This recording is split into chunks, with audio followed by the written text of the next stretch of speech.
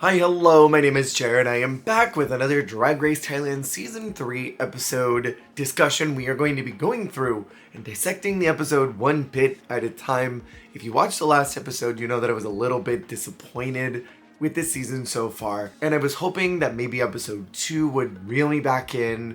But as of episode 2, where we're sitting at now, I am not entirely convinced that this ship is on its way out to sea. I have a feeling it's gonna sink before it even leaves the harbor. So let's get into it. We have a ball challenge, which, if I'm not mistaken, this is the first ball of its category for Drag Race Thailand. It also has a quick drag mini challenge, which I hate quick drag mini challenges. I always like that Drag Race Thailand didn't try to embarrass its cast by making them do stupid television assignments like this, but this very much read like, we're looking to get some quick, haha, look, gay people in silly bad makeup laugh, and I don't like that. I think it's stupid when the mainline seasons do it. I think it's stupid when the international seasons do it. Quick drag is just not ever fun or entertaining.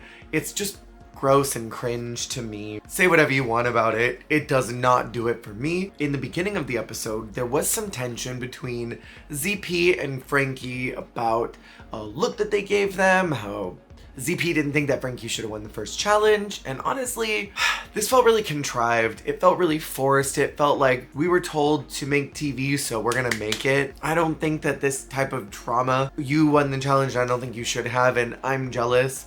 I don't think that drama comes up naturally. That is a television I'm being observed experience. And we see it happen in the mainline seasons with the girls who are trying really hard to go far in the competition by creating a storyline that production can hitch onto them. And so then theoretically they'll get more airtime and more episodes because production is sifting through what they want to do with that storyline. Really depends on the season and the franchise and what continent they're on, how much they're going to devote into making that happen. And so for me, ZP is kind of fading in the background, and I think that this was just an attempt to try and be like, give me television time. I also have to know why the mic quality was so bad. There were times where Pangina sounded like she was this close to her mic and it was blowing out to the point where it was hard to enjoy the episode because it was so bad. Like, was there no budget this season? There were some interesting comments that were left last week about what happened with the production team and who's managing it now. And it's just sad to see that the quality is so rotten because this should not fly for television. There's something in television called pickups, and that's something that happens when you have flubs in your original content. Either you say something wrong, maybe they just didn't say what the prize package was, or who the judges were, or whatever, and so they'd go back and do a pickup to voice over it. So they stick somebody in a booth, they record whatever they need to say, and they put that into the episode. You would see this happen a lot in old episodes of Top Model. That happens in regular Drag Race sometimes. You can hear when RuPaul's audio changes, where she's talking really normal, and then suddenly she's like talking like this, and then you'll hear it go back to a normal audio that was a pickup because Ru didn't say whatever needed to be said, or the mic didn't catch it, or something happened. So I don't know why they didn't bring in Pangina to do pickups after all of this, because that mic quality was so awful. That was the time to go in and do those. So again, the main challenge is to do a ball. There's a swimsuit category, a national costume category, and an evening gown which they had to make themselves. Now, I love a ball. Unfortunately, there were a couple problems with this ball. Pangina is not RuPaul. And we talked about this last week, that I feel like she's doing a lot of RuPaul-isms, trying really hard to do those fake voices and the tonal shifts where you go all the way up and you scoop to the height of your register so that you could say, racers, start your engines. And it's all very forced. And with that being said, Pangina does not have the stamina of RuPaul. When you are a workhorse who's been in the business for like 45 years like Ru has been, you know how to maintain your energy, you know how to turn it on when the camera's there, and you turn off when you don't need to be on. And that's why we've had so many moments where Ru is just always at a 10, even when you can tell her energy's low, like in the first half of season 10 where she's dying, she tries really hard to be present for the camera. And Pangina throughout this entire ball was like, and next, ZP. Nani Sapphira. Borderline dead. And there's an old entertainment saying that they repeat on Drag Race constantly, that if you are having fun, the audience is gonna have fun. If you're enjoying what you're doing and you're engaged and you're right here with us and your energy is high and you're smiling and you're really giving it to us good, we're gonna be in it and we're gonna be consuming it no matter if it's not that great. There have been plenty of times that has happened, and Pangina being like, sashay away. There was no energy. There was none. So I was really checked out because every time it was a new contestant, I'm like, well, I mean, I guess if you have to bring them out, I guess. I loved her Marie Antoinette look. I love that art was here. I love seeing them. I think they are an ethereal being that is outside of the known plane, and I love them. I think they had some really great critiques this week, especially that one about taking the car to only 40 kilometers per hour and then needing to bring it up to 150. That was such a great gem of a critique. I'm sad that we don't get that in mainline Drag Race. I love that Maria was back. She's beautiful and stunning, even in her very relaxed, casual outfit that she was wearing. I love that she was back for another intergalactic challenge. It was a nice throwback to season 2 to have her for this galaxy challenge. But another big problem with this runway that it made it so hard for me to love was it was 15 minutes of You Wear It Well. And I cannot think of a single ball in the history of the Drag Race franchise that I have consumed that did not change the runway song each category shift. There's usually like a Kitty Girl will be one, and then Champion, and then they'll do whatever the runway theme is of that season. They'll mix it up between the other two categories, and it was just a 4.5 minute cut of You Wear It Well with a couple RuPaul vocals mixed in with the instrumentals, and it was unbearable. That was a circle of Drag Race hell that I was not ready to be in, and I wanted to get out so badly. So on the viewer experience, that exchange of entertainment was bad. It was not presented well, it was sloppy, and then on top of it, it lacked energy and substance. So each of the categories, I just wasn't interested in them. And that's not fair to these queens. They are getting such a bad shake this season, and it has nothing to do with them. It has everything to do with the way that this season is being packaged, and that bums me out. It's like if you took the budget that the girls bring in to like now, like season 16, and then gave them a season 1 filter and season 1 challenges again. The money that they devoted into honing their craft, into making their looks cohesive, into getting designers and stylists and making themselves camera ready and practicing snatch games, practicing improv, practicing sewing, doing all the prep work that goes into Drag Race, and then getting a bum edit, I would be so disappointed. It's not dissimilar to spending like an hour to prep to bottom and then the top finishes in 3 minutes flat and then boots you out. I feel like I've gone to a disappointing hookup watching this season. Like I was expecting it to be so much more, and it's just not. There are so many looks. There are 11 queens and 3 categories, which equals out to a lot of math, and I'm not interested in talking about all those looks.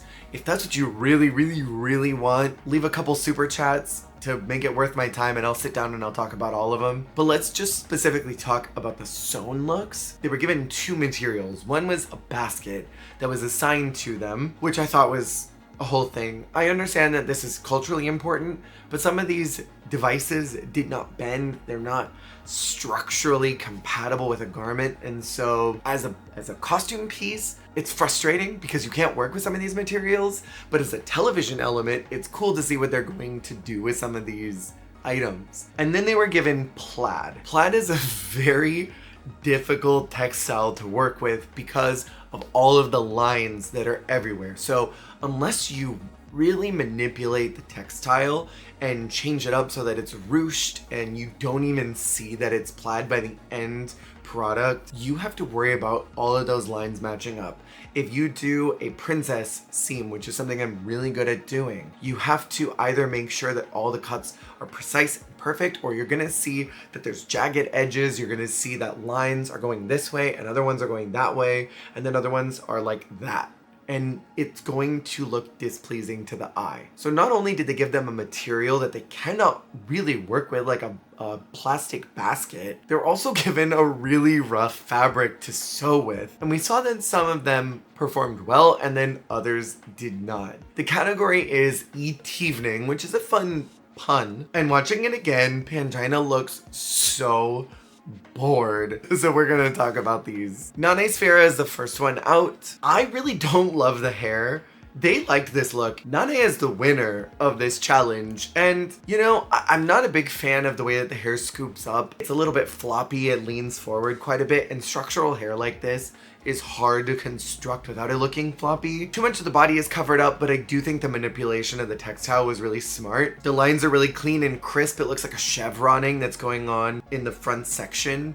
I really like the necktie and the way that it flares out at the bottom. The incorporation of their baskets was good. In my opinion, this was a really great application of that material. It's not a bad look at all. Like, I'm not saying that it's bad. I think the hair took me out of the fantasy a little bit. I think it would have looked a lot crisper had that hair been maybe sculptural in a real actual evening way where it went backwards. Next out is Gigi Ferocious, and this is what I'm talking about with the problem with plaid. You can see all of the problems where these lines do not match up at all. And this color is rancid. Forest green, blood red, and a pearlescent white are very emblematic of Christmas time. So my brain looks at these colors and says Christmas holiday party. And it's constructed almost religiously, like the hat is very Pope-like. It does not read futuristic. It doesn't read extraterrestrial evening gown. The scoop neck is actually really fun. That's one of my favorite details, and I like what they did with the shoulders. I believe that's where their basket is. The cut of the bodice is a little distracting to me. I don't like the way that it scoops out because you see a line of fabric here in the middle that those lines again don't match up, so it's a little bit jarring to my eyeballs. And I don't think that her application of this fabric was bad. It's the fabric that's the problem. The fabric provided is the problem. And I'm also not a big fan of cutouts on the side of a skirt. That was a low point for me, just as a fashion thing that I don't respond to very well. And if we're thinking what is the future of evening gown going to look like, I think this looks a little too retro. It looks a little bit like what's going on now, and it doesn't look like something that would happen in the future. And the mermaid skirt at the bottom is not very inventive for the prompt. I'm like really leaning in on this girl after I really gave high marks to all of them for even needing to do this. Yeah, I'm just not a big fan. And again, the styling is kind of off with the hair. I do not enjoy this tomato red hair at all, and it's so frizzy. It looks wrong. Next is Frankie Wonga in my favorite makeup. I like the prosthetic application.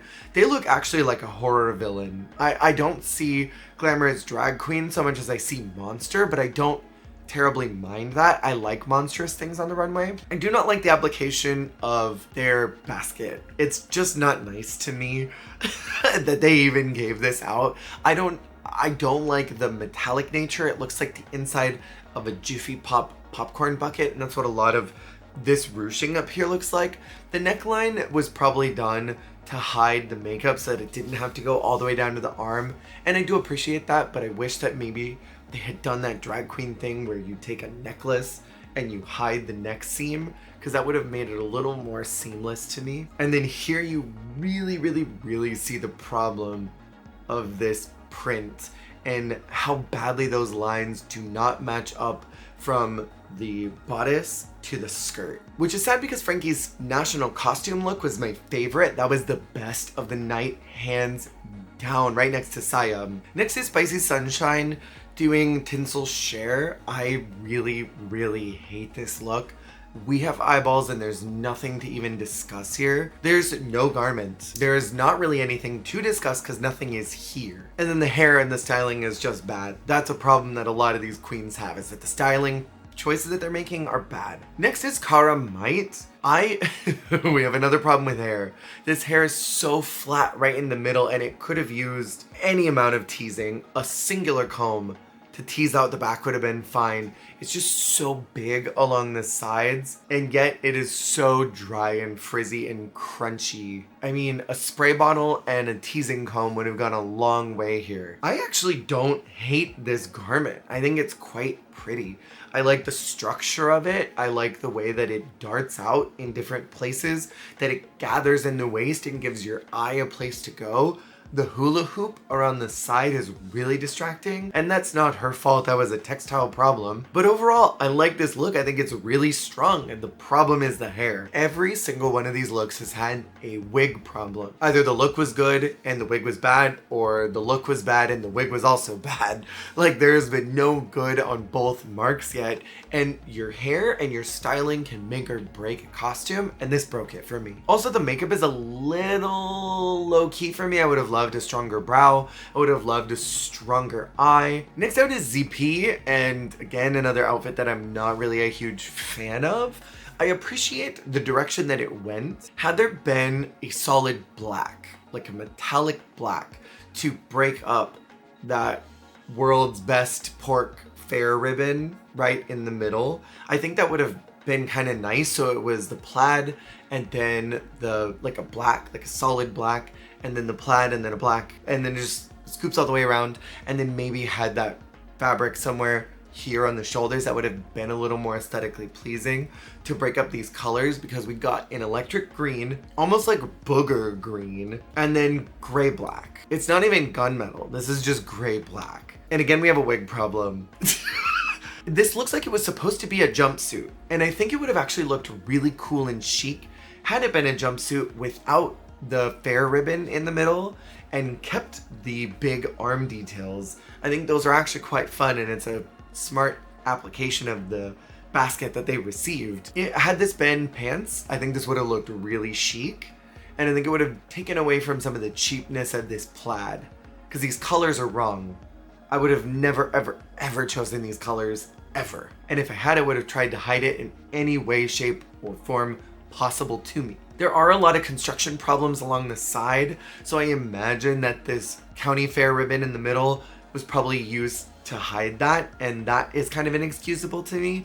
Overall, it's safe. Next is Siam Pushi, who, this is my favorite look of the night, hands down so far. I love the wig. This is the best wig that's shown up so far. Siam had such a lousy showing in the talent show, but everything else has been good. So I'm really confused on what exactly was going on. I also loved their national costume gown. I thought it was beautiful. I love the fabric manipulation of turning this plaid into an almost cinnamon bun bralette. That does look very futuristic to me, and I like the way that it jettisons off to the sides. It's got a lot of structure and shape, so that automatically to me evokes a futuristic feeling.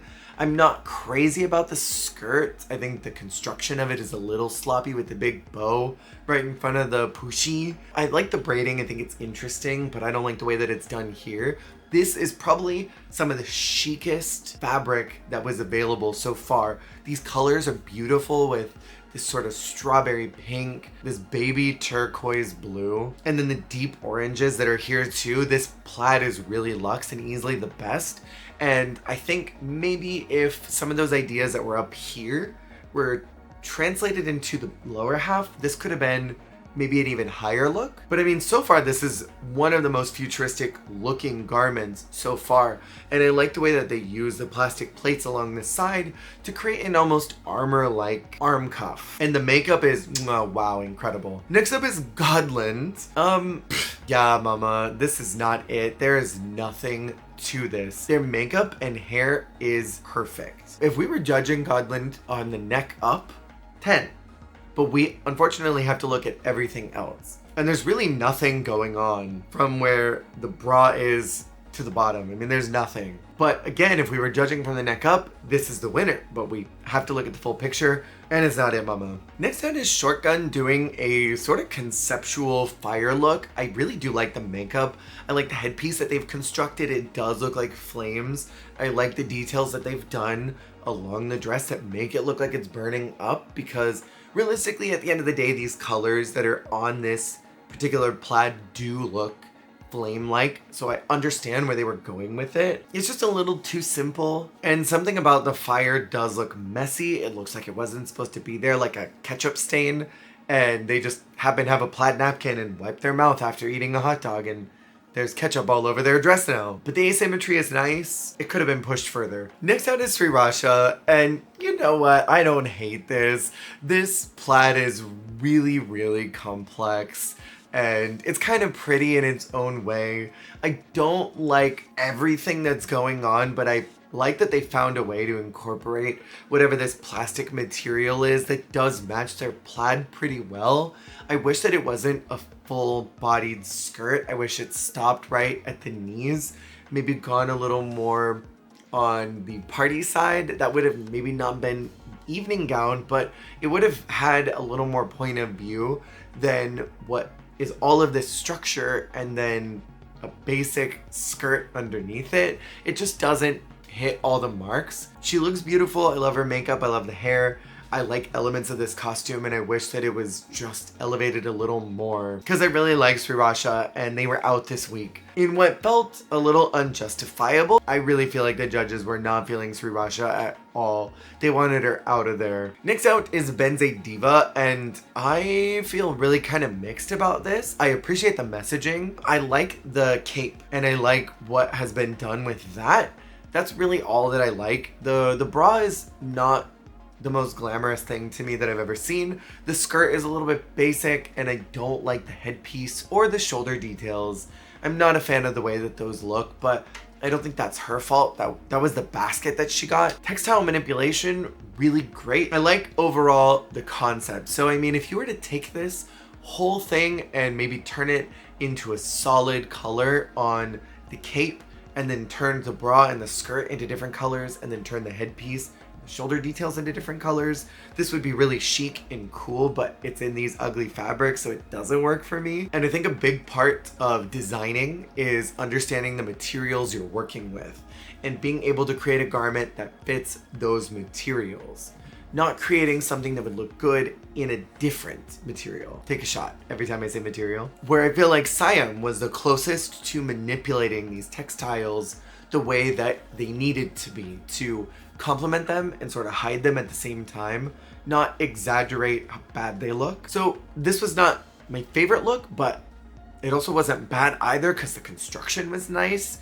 This is not how these fabrics were meant to be seen. It needed to be manipulated more for me to enjoy it further. So Nane is the winner, and Spicy and Srirasha both have to lip sync to Boong by Maria. This was a super fun lip sync. I loved that she was there. I loved the song. It was really fun. It was cute. It was camp. And Srirasha is now out, which makes me really sad because I was looking forward to her. I liked her a lot from what we got to see in confessionals and in the workroom.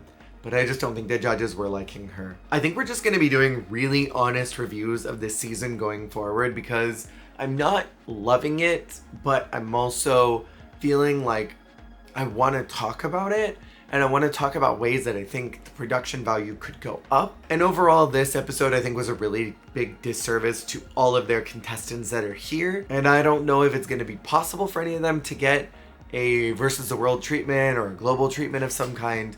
But a lot of these queens need a second chance on a season with a bigger budget, in my opinion. In any case, what were y'all's thoughts on the episode? Let me know in the comments below, and I will see y'all on the flip. Hey, thank you so much for watching. If you liked the video, make sure to click that like button. And if you want to see more, hit subscribe. Goodbye.